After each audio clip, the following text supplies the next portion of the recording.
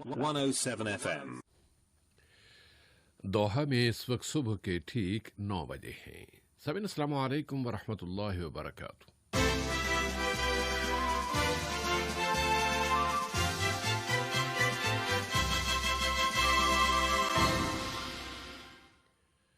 Radio Qatar आपसे मुखातिब है। सैफुर रहमान से आज का पहला नशरिया समाअत फरमाइए। इब्तिदा में पेशा खिदमत है अहम खबरों का खुलासा।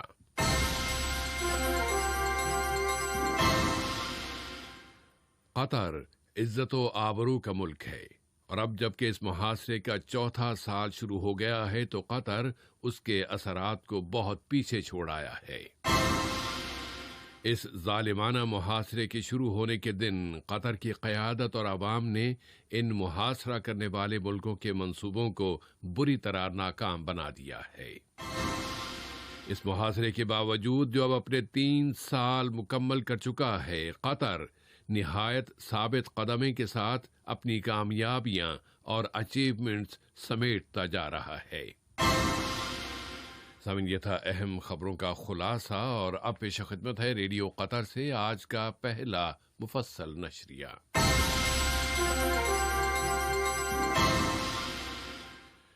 बिस्मिल्लाहिर्रहमानिर्रहीम। साहिब इस्मु अमीर शेख तमीम बिन हमद आल सानी ने जमहूरिया क़ब्रस के सदर निकोस अनास्टासियाडिस की जानिब से एक टेलीफोन कॉल वसूल की। इस राबते में दोनों मुल्कों के बाहमी ताल्लुकात और उन्हें फ़रोग़ देने के वसाइल का जायजा लिया गया। क़ब्रस के सदर ने कतर की हुकूमत की जानिब से क़ब्रस की हुकूमत के साथ ताअवुन और कोविड-19 की आलमी वबा के दौरान क़ब्रसी बाशिंदों को उनके वतन वापस पहुँचाने के लिए कतर एयरवेज के किरदार पर साहिब इस्मु अमीर का शुक्रिया अदा किया। कतर इज्जतो आबरू वाले मुल्क और डट जाने वाले मुल्क का नाम है। अब जबकि इस मुहासरे और नाकाबंदी का चौथा साल शुरू हो गया है तो कतर माजी के किसी भी वक्त के मुकाबले में अब इस वक्त ज्यादा ताकतवर पोजीशन में है। कतर की तारीख में 5 जून को अब कभी भी फरामोश नहीं किया जा सकेगा, बल्कि इलाके की तारीख में ये दिन कभी भी भुलाया नहीं जा सकेगा। इज्जत और खैर व भलाई की बशारत के अल्फाज अब हकीकत का रूप धार चुके हैं और इस मुहासरे के गुज़श्ता 3 सालों के दौरान कतर पहले से ज्यादा खुद एतमाद और ताकतवर मुल्क बन गया है। वजीर आज़म वजीर दाखिला शेख खालिद बिन खलीफा बिन अब्दुल अजीज आल सानी ने इस मौके पर कहा है कि साहिब इस्मु अमीर ने हर मौके पर यह बात कही है कि कतर इस खलीजी इख्तिलाफ का बाब खत्म करने के लिए बातचीत और डायलॉग करने को तैयार है, लेकिन नाकाबंदी करने वाले इन मुल्कों ने हर एक मौके को जाया कर दिया। वजीर आज़म ने अपने एक ट्वीट में कहा है कि खलीजी अक़वाम ने इस बहरान और कतर पर गुज़श्ता 3 सालों से मुसल्लत इस मुहासरे के गुनाह के तीसरे साल का वरक़ भी अब पलट दिया है। उन्होंने पुरजोर अंदाज में कहा है कि ये मुहासरा और नाकाबंदी तो अपने पहले रोज ही नाकाम हो गई थी और अब इन मुहासरा करने वाले मुल्कों के पास नाकामियों और नामुरादियों के सिवा कुछ नहीं है।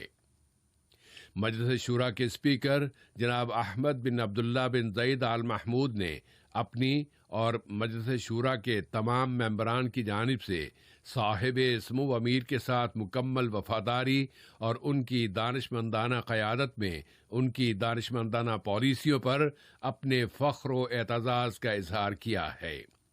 इसी पॉलिसी का नतीजा है कि मुल्क इस जालिमाना मुहासरे के असरात से निकल आया और वो मुल्क और अवाम की तरक्की और खुशहाली के लिए एक के बाद एक कामयाबी समेट रहा है।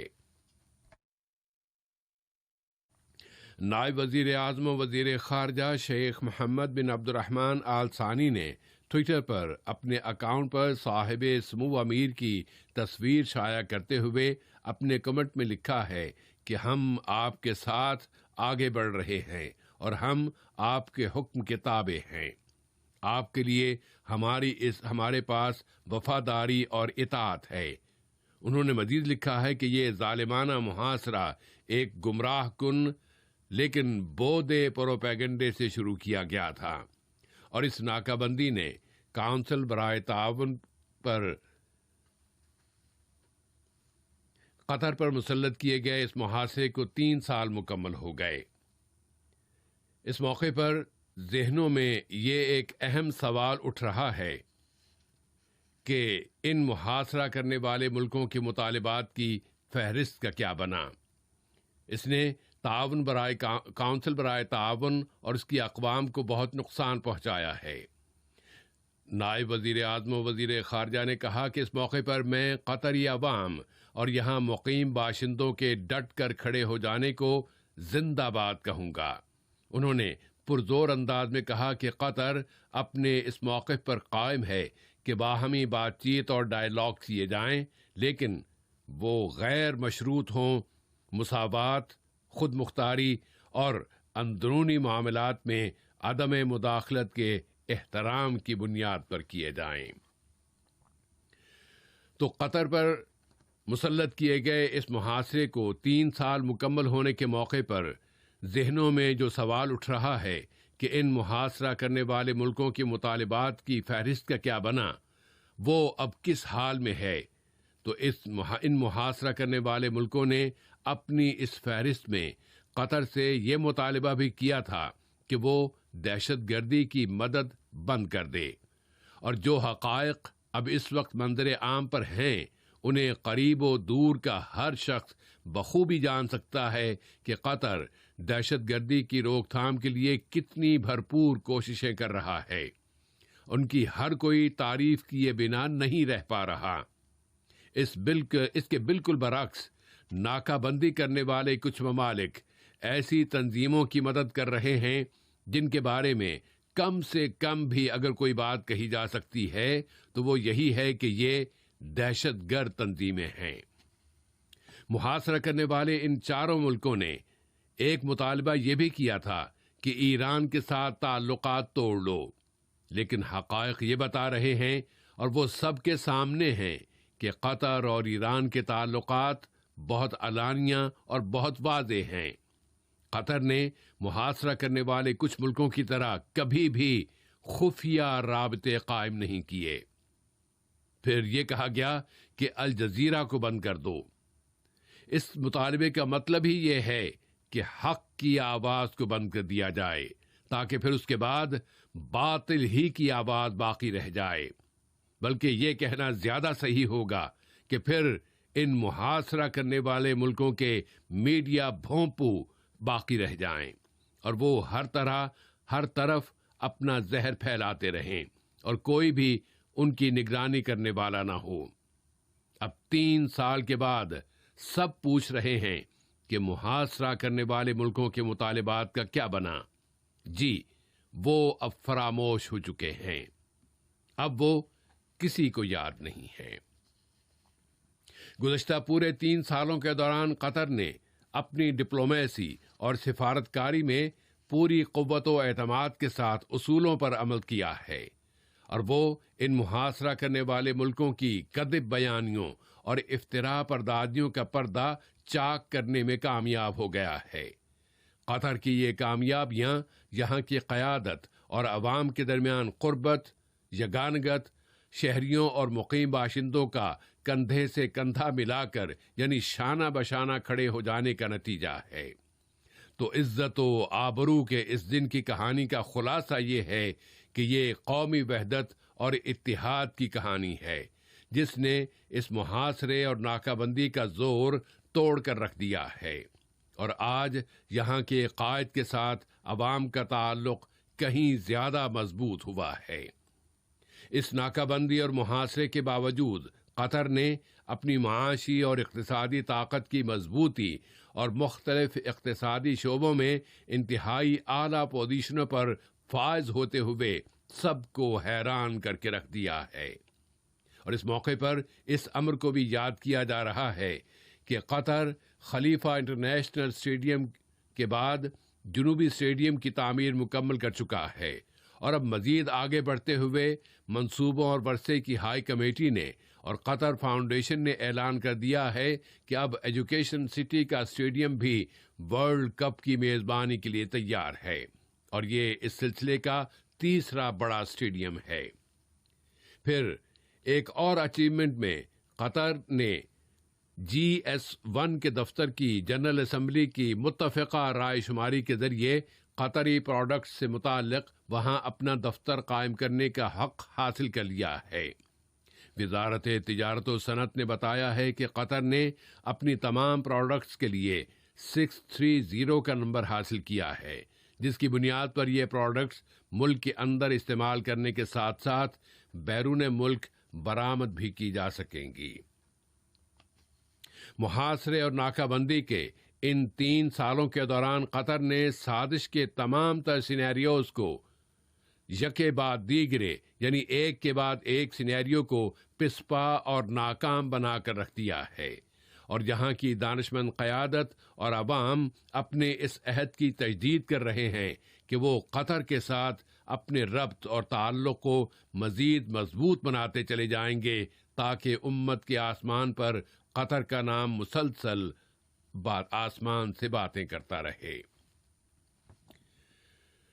اور ملک میں کورونا کی صورتحال بتاتے ہوئے وزارت صحت نے اعلان کیا ہے کہ قطر میں اس وائرس کے مزید 1754 کیسز رجسٹر ہوئے ہیں، جبکہ اس بیماری سے مزید شفا پانے والوں کی تعداد اب 1467 ہے۔ اس طرح یہاں مجموعی طور پر شفا پانے والوں یعنی صحت یاب ہونے والوں کی تعداد اب 40,935 ہو گئی ہے۔ اس کے علاوہ 4 مزید بیمار اس وائرس کی وجہ سے وفات پا گئے ہیں۔ وباؤں کا مقابلہ کرنے کے لیے قائم کی گئی کمیٹی کے سربراہ اور وزارت صحت میں وبائی امراض کے شعبے کے سربراہ ڈاکٹر عبداللطیف الخال نے کہا ہے کہ قطر میں اس وائرس کے نتیجے میں فوت ہونے والوں کی تعداد پوری دنیا میں اب بھی سب سے کم ہے، اور اس کی وجہ یہ ہے کہ ملک میں اس وبا پر قابو پانے کے لیے جو احتیاطی تدابیر اور اقدامات کیے گئے ہیں وہ نہایت کامیاب رہے ہیں۔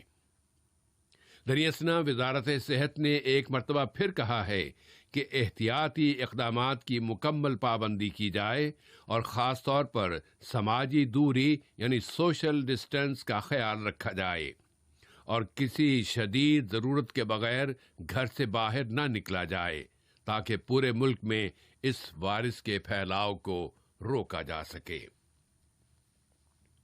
آج کا یہ نشریہ ختم ہونے سے قبل اہم خبروں کا خلاصہ ایک مرتبہ پھر سماعت فرما لیجیے۔